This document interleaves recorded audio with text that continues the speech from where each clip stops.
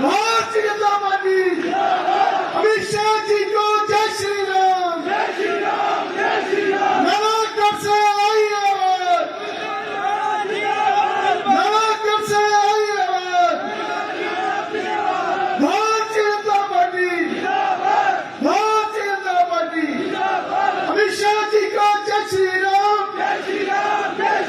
अमित शाह जी को जय श्री राम। धन्यवाद। अमित शाह जी का स्वागत है, अमित शाह जी का स्वागत है। कृपया सैनिटाइज की साउंड।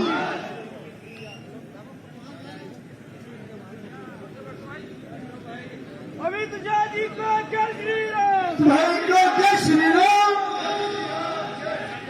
अमित भाई को जय श्री राम। स्वागत है भाई, स्वागत है।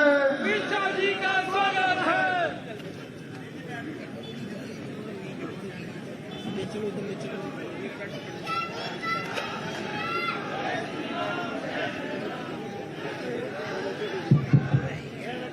मेरे साथ बोलिए, भारत माता की।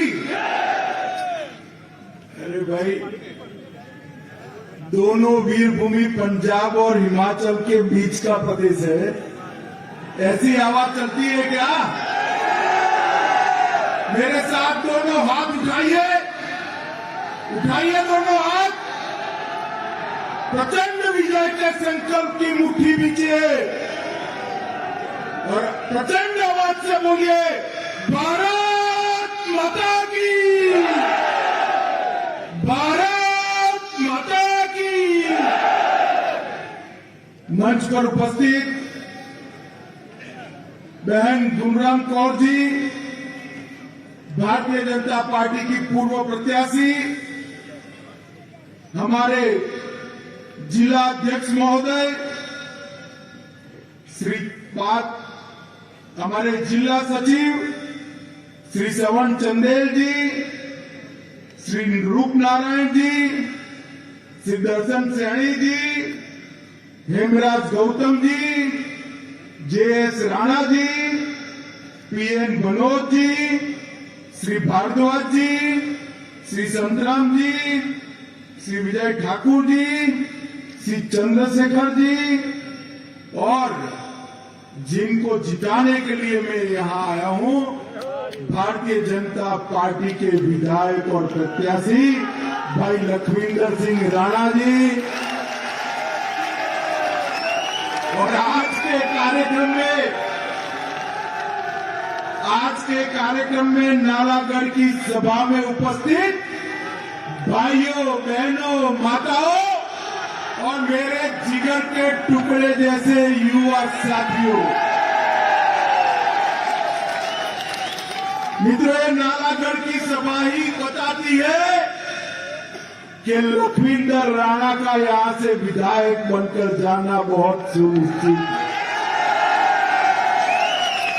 मैं यहां आया हूं, मैं एक बात कहकर जाता हूं, सुनो नालागढ़ वालियों, बाद में नारा लगाना। अरे सुनो,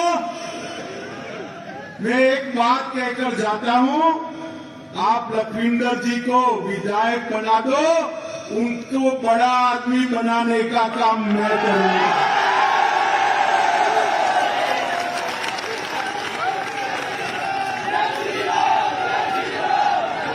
भाइयों बहनों,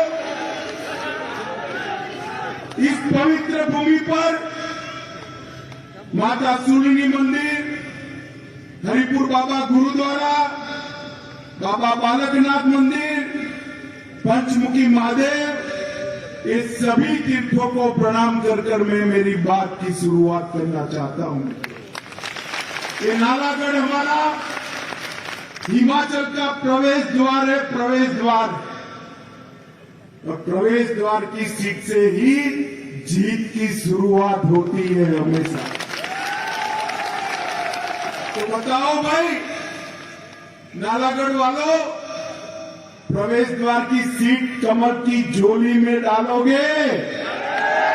अरे जोर से बोलो, डालोगे क्या?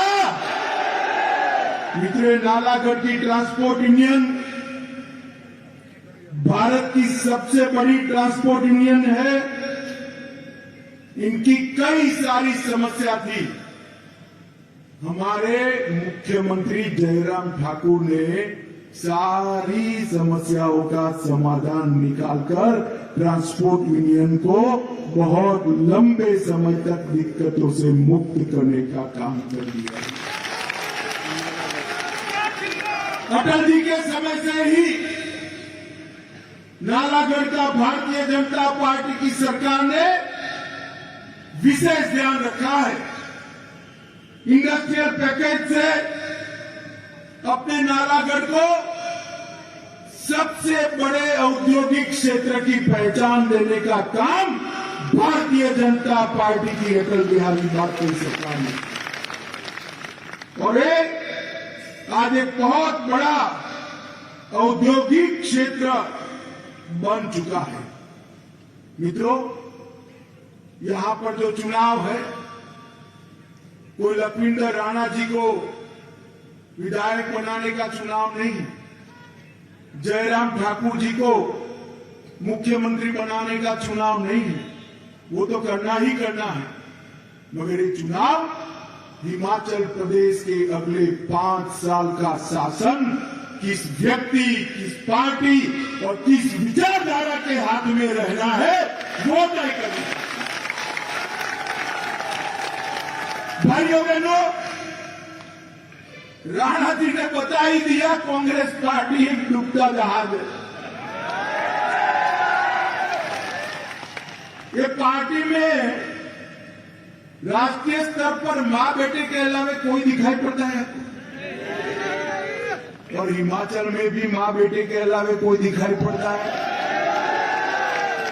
इनको मालूम ही नहीं है, जरा भी मालूम नहीं है कि राजा रानी का जमाना चला गया भाई, लोकतंत्र आ गया है। यहां तो जो काम करेगा, जनता की आवाज जो सुनेगा, विकास के रास्ते जो खोलेगा, वो ही शासन की बागडोर संभालेगा। मित्रों, मैं आज आपको बताने आया हूं, डबल इंजन सरकार ने, भारतीय जनता पार्टी की डबल इंजन सरकार ने ढेर सारे विकास के काम यहां पर करे। मित्रों, मैं आज आपको कहने आया हूं, आप मुझे बताइए, देश के प्रधानमंत्री नरेंद्र मोदी जी बने, आप सब लोग कश्मीर के पड़ोसी क्षेत्र के लोग हो ना? आप चाहते थे या नहीं चाहते थे कि कश्मीर से धारा 370 समाप्त हो जाए? जोर से बोलिए, चाहते थे या नहीं चाहते थे? ये कांग्रेस पार्टी जवाहरलाल नेहरू के जमाने से 70 साल से जवाहरलाल नेहरू जी की एक गलती को गोदी में बच्चे की तरह सिराने खिलाती थी। आपने मोदी जी को प्रधानमंत्री बनाया। मोदी जी ने 5 अगस्त 2019 को धारा 370 और 35A को उखाड़ कर फेंक दिया।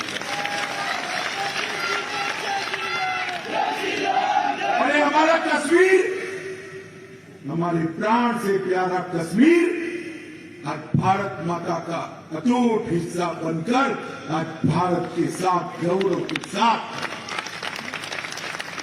ये सपा, बसपा, कम्युनिस्ट पार्टी, ये कांग्रेसियों, ये सारे पार्लियामेंट में कहते थे धारा 370 को हाथ मत लगाना,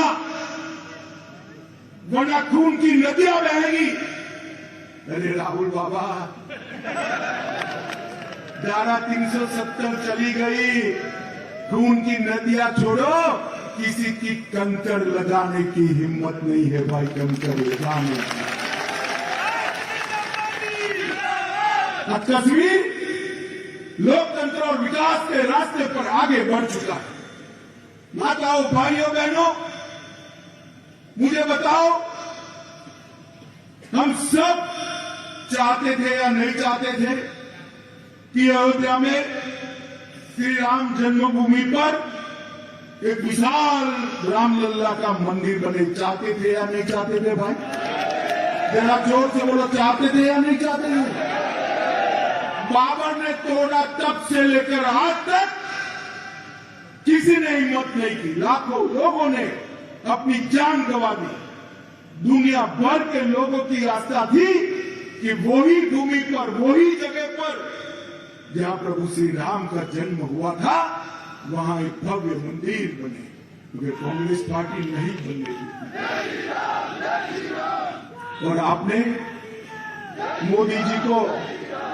मोदी जी को दूसरी बार प्रधानमंत्री बनाया और मोदी जी ने खून का एक भी कतरा बहाए बगैर राम जन्मभूमि का शिलान्यास करने का काम कर। और नालागढ़ वालों, 2024 के अयोध्या की टिकट बुक कराकर रखना। 2024 में वहां गगनचुंबी राम मंदिर, वहां पर आपको मिलेगा।